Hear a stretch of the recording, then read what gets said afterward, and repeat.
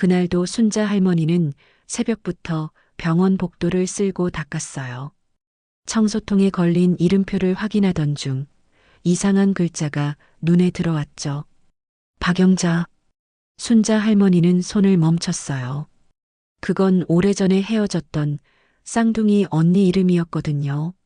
조심스레 문을 열자 산소호흡기 소리가 들렸습니다.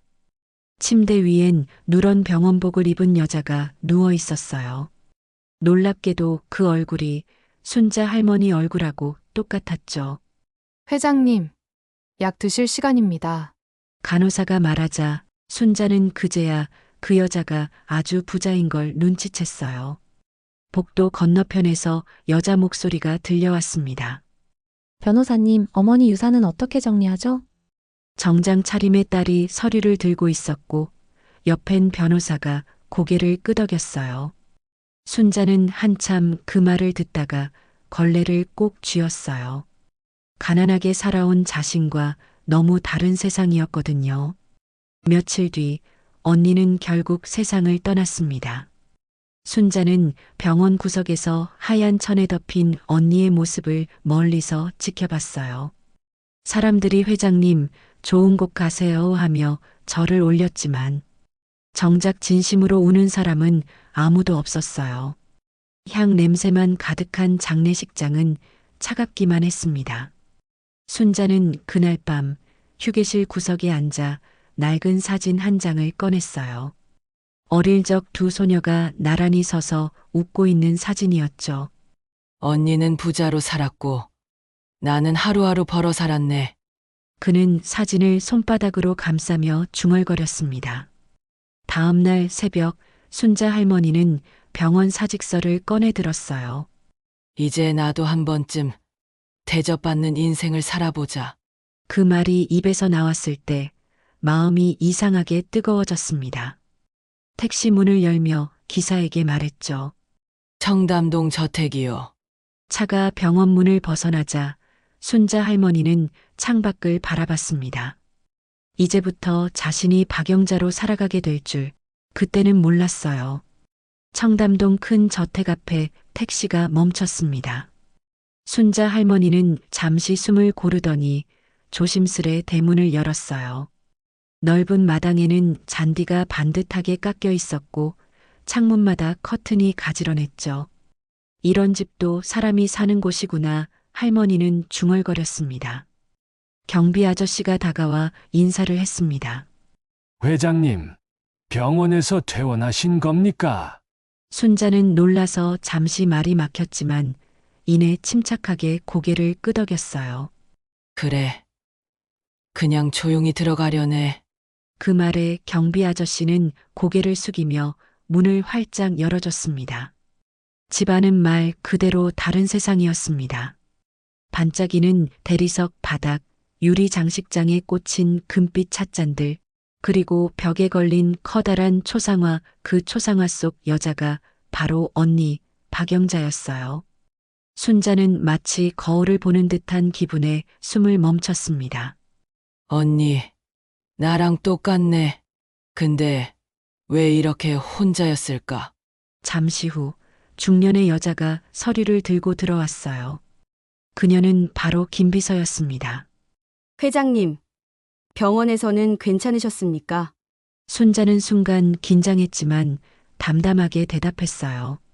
이제 좀 괜찮네. 약간 피곤해서 먼저 쉬고 싶어. 김비서는 고개를 끄덕이며 방으로 안내했습니다. 방 안에는 고운 침대와 향긋한 린넨 냄새가 났습니다. 순자는 이불을 살짝 만져보다가 한숨을 내쉬었어요. 평생 허름한 방에서 살던 손끝에 이런 부드러움은 처음이었죠. 이게 부자의 잠자리란 거구나. 그는 천천히 누워 천장을 바라봤습니다. 다음 날 아침 문 두드리는 소리에 눈을 떴습니다. 어머니 수진이에요. 괜찮으세요? 문틈으로 단정한 여자가 들어왔습니다. 박영자의 딸 수진이었죠. 순자는 언니의 말투를 떠올리며 최대한 느리게 말했습니다. 괜찮아. 별일 없단다. 수진은 어딘가 이상하다는 듯 눈을 좁혔지만 이내 미소를 지었습니다. 무리하지 마세요. 병원에서도 너무 걱정했어요. 순자는 고개를 끄덕이며 고개를 숙였습니다. 그녀가 떠난 뒤 방 안엔 정적이 내려앉았어요. 순자는 천천히 거울 앞으로 갔습니다. 거울 속엔 초라했던 박순자가 아니라 품이 있는 부자 여인이 서 있었죠. 이제 나도 박영자야. 그녀는 중얼거리며 스스로를 향해 미소를 지었습니다. 그날부터 순자 할머니의 인생은 완전히 다른 길로 향하게 됐습니다. 며칠이 지나자 순자 할머니는 회장님이라는 이름에 점점 익숙해졌습니다. 식사는 늘 하얀 식탁보가 덮인 긴 식탁에서 시작됐어요. 김 비서가 직접 메뉴를 설명했고 젊은 하녀들이 허리를 숙이며 음식을 놓았죠. 와, 밥이 아니라 예술이네. 순자는 포크를 들고도 잠시 멍하니 있었습니다. 점심에는 백화점 외출이 잡혀 있었습니다. 운전기사가 문을 열자 순자는 마치 영화 속 주인공이 된 기분이었어요. 백화점 직원들이 줄을 서서 인사하자 어깨가 절로 펴졌습니다. 회장님, 이 신상 목걸이 정말 잘 어울리십니다. 그 말에 순자는 괜히 미소가 났습니다. 하지만 돌아오는 길 마음 한켠이 이상하게 허전했어요. 아무도 진심으로 말을 걸어주지 않았거든요. 그들의 눈에는 사람이 아니라 돈만 비쳤습니다. 순자는 조용히 손목시계를 보며 속으로 중얼거렸어요. 돈이 이렇게 대단한 거였나? 그날 저녁 수진이 찾아왔습니다. 엄마, 내일 기부 관련 미팅 기억하시죠? 순자는 순간 멍해졌습니다. 기부? 언니가 무슨 약속을 했다는 건가요? 김 비서가 얼른 나서며 제가 일정 챙기겠습니다라고 덮었죠. 수진이 나가자 순자는 안도의 한숨을 내쉬었습니다. 하지만 마음속에는 이상한 불안이 스멀스멀 올라왔어요. 밤이 깊자 그녀는 언니의 서재로 향했습니다. 서랍을 뒤지던 손끝에 낡은 봉투 하나가 걸렸어요. 순자에게라는 글씨가 또렷했습니다. 봉투를 열자 짧은 편지가 들어 있었어요. 언젠가 우리가 다시 만나면 미안하다고 말하고 싶다. 순자는 편지를 두 손으로 꼭 쥐었습니다. 언니, 나 이제야 찾았는데. 눈가가 젖었지만 곧 다시 입술을 깨물었습니다. 이내 고개를 들며 거울 속 자신을 바라봤어요. 단정한 옷차림, 주름 하나 없는 얼굴, 그 모든 게 낯설었습니다. 그래도 이제 나도 한번 대접받아 볼 거야. 순자는 굳은 표정으로 불을 껐습니다. 방 안은 조용했지만 그 어둠 속에서 욕심의 불씨가 천천히 타오르고 있었습니다. 그날 아침 집안 공기가 어딘가 묘하게 달라져 있었습니다. 수진이 집사 김비서를 불러 무언가를 캐묻고 있었어요. 어머니 보석함이 사라졌어요. 혹시 정리하신 적 있나요? 김비서는 놀라며 고개를 저었습니다. 회장님께서 직접 챙기셨다고 들었습니다. 그 말을 들은 순자 할머니는 순간 손에 들고 있던 찻잔을 놓칠 뻔했습니다. 보석함의 존재조차 몰랐거든요. 수지는 그런 순자를 힐끔 보며 미묘한 눈빛을 보냈습니다. 엄마, 혹시 기억이 더 흐릿해지신 건 아니죠? 그 말에 김비서가 얼른 말을 바꿨습니다. 최근 건강이 안 좋아서 그러신 걸 겁니다. 그날 오후 순자는 불안한 마음에 서재 문을 닫고 서류를 뒤지기 시작했습니다. 책상 서랍 속에서 묵직한 금고 열쇠 하나가 나왔어요. 금고를 열자 안에는 두꺼운 유언장과 기부 계약서가 들어 있었습니다. 전 재산의 70%를 사회복지재단에 기부한다는 문장이 눈에 들어왔죠. 순자는 숨을 삼켰습니다. 언니가 이런 약속을 했었구나. 그때 문 밖에서 수진의 발소리가 들렸습니다. 순자는 급히 서류를 덮고 아무 일 없다는 듯 자리에 앉았어요. 엄마, 오늘 변호사 최 실장님이 오신대요. 수진의 말에 순자의 가슴이 철렁 내려앉았습니다. DNA 검사 관련해서 얘기 나누고 싶다네요. 그 말은 곧 거짓 인생이 들통날 수도 있다는 뜻이었죠. 밤이 되자 순자는 잠을 이루지 못했습니다. 침대맡의 초상화 속 언니가 자신을 똑바로 바라보는 것 같았어요. 언니, 내가 잘못한 걸까? 순자는 이불을 움켜쥐고 속삭였습니다. 거울에 비친 얼굴은 여전히 박영자였지만 그 안의 눈빛은 흔들리고 있었습니다. 창밖에선 바람이 유리창을 스쳤습니다. 순자는 손을 떨며 유언장을 다시 꺼냈어요. 세상에서 가장 외로웠던 부자에게 진짜 평안을 주소서. 언니가 마지막에 적은 문장이었죠. 순자는 눈을 감고 한참 동안 움직이지 않았습니다. 부자가 되어도 행복할 수 없다는 말이 그제야 마음에 박혀왔습니다. 이른 아침 집안이 이상하게 분주했습니다. 김비서가 거실을 서두르게 정리했고 수지는 정장을 차려입은 채 들어왔어요. 그 뒤에는 낯선 남자 한 명이 따라 들어왔습니다. 어머니 변호사 최 실장님이에요. 잠시 말씀 좀 나눌게요. 순자 할머니의 손끝이 미세하게 떨렸습니다. 변호사는 조심스레 봉투를 꺼내 들었습니다. 유언장 검증 절차를 위해 DNA 확인이 필요합니다. 순자는 숨을 들이켰습니다. 순간 주변이 멀게 들렸고 귀가 먹먹해졌어요. 수지는 차분한 얼굴로 말을 이었습니다. 엄마 병원에서 검체만 받으면 돼요. 간단한 절차예요. 순자는 머리가 하얘졌습니다. 이젠 더 이상 버틸 수 없다는 생각이 들었죠. 손에서 찻잔이 미끄러져 떨어졌습니다. 엄마.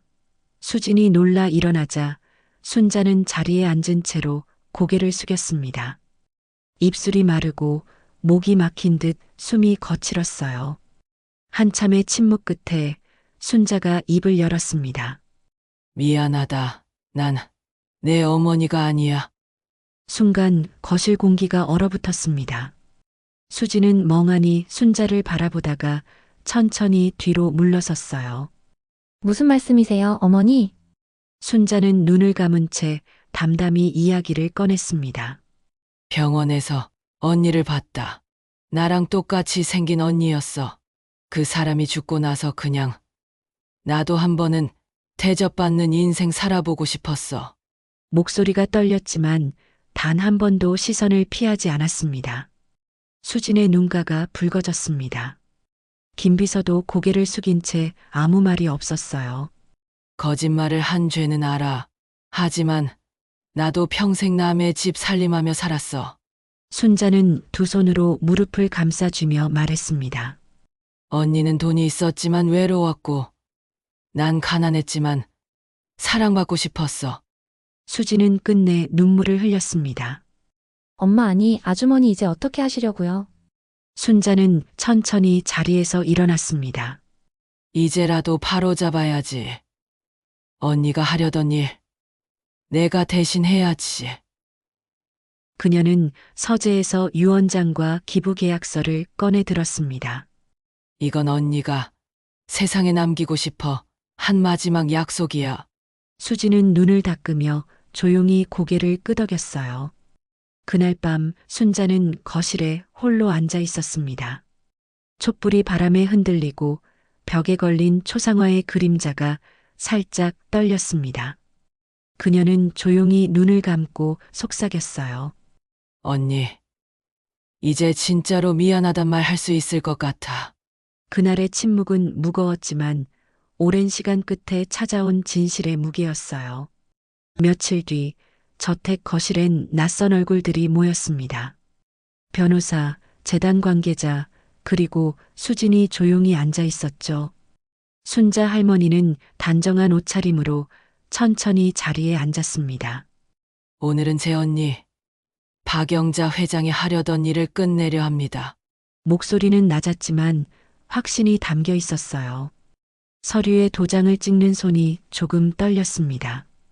재산의 전부를 사회복지재단에 기부한다.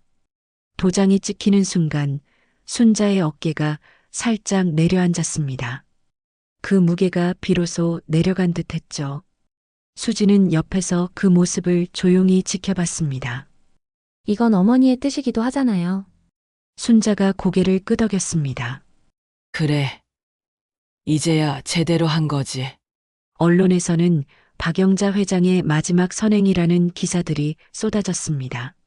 하지만 순자는 더 이상 그 이름을 쓰지 않았어요. 며칠 뒤 김 비서가 찾아왔습니다.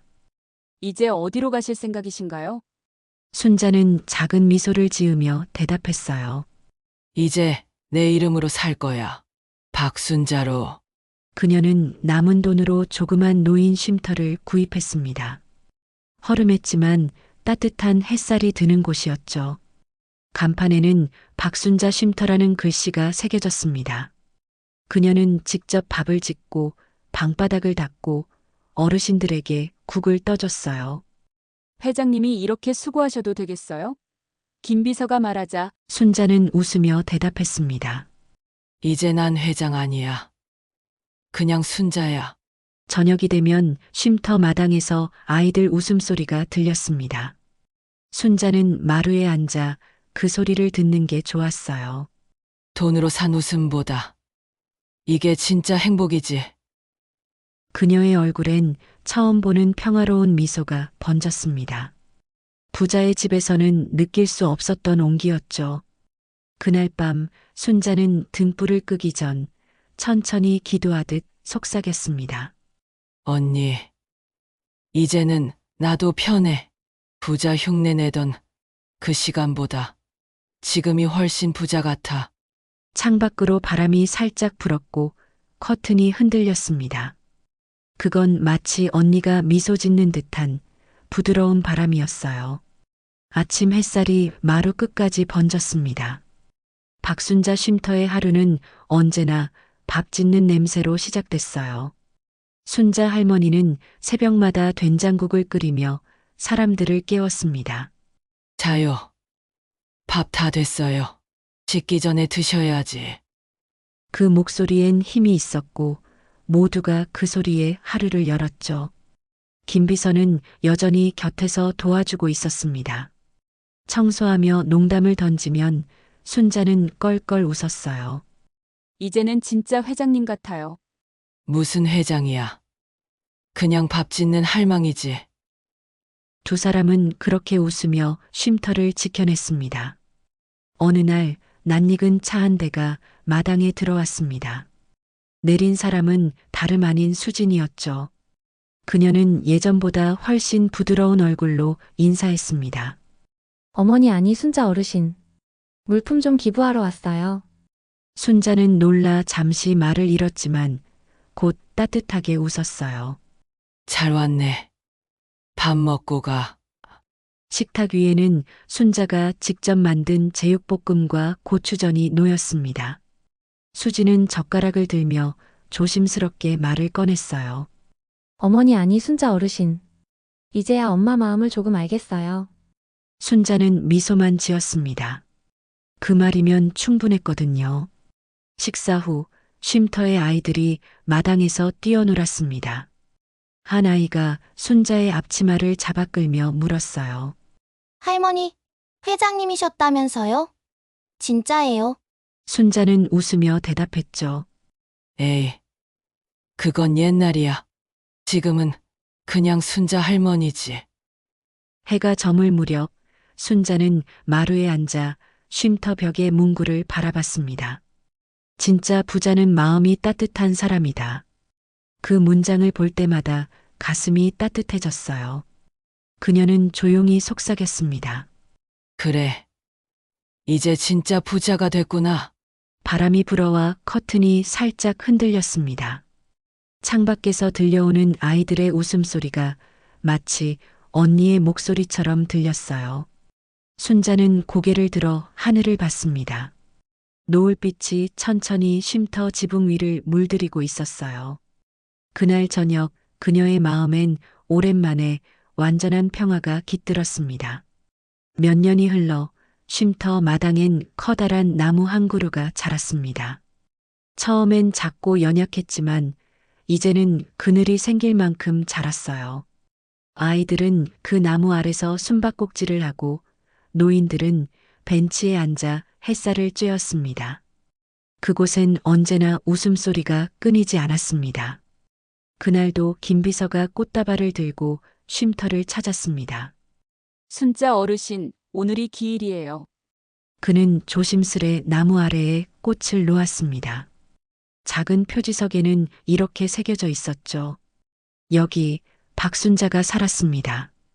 김비서는 나무를 쓰다듬으며 미소 지었습니다. 이 나무가 참 순자 어르신 같아요. 조용하지만 따뜻해요. 그 순간 수진이 아이들과 함께 걸어왔습니다. 어르신 덕분에 많은 사람이 행복해졌어요. 그녀는 눈가를 훔치며 말을 잇지 못했습니다. 아이들이 그 말을 듣고 나무를 돌아가며 장난을 쳤습니다. 할머니가 심은 나무야. 이게 우리 나무야.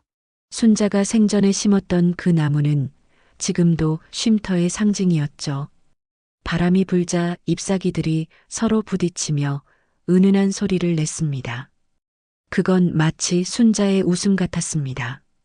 잠시 후 수지는 표지석 옆에 작은 문구를 발견했습니다.